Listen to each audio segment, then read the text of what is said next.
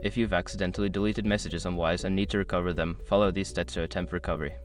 Keep in mind that recovery options may vary based on the platform's updates and policies.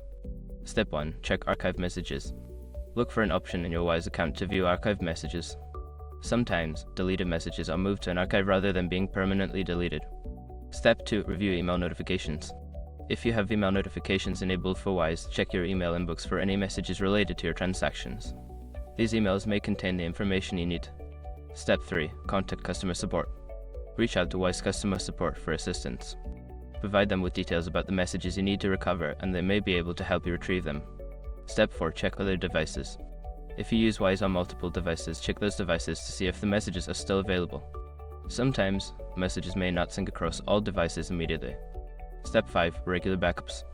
For future reference, consider regularly backing up important messages or information from Wise.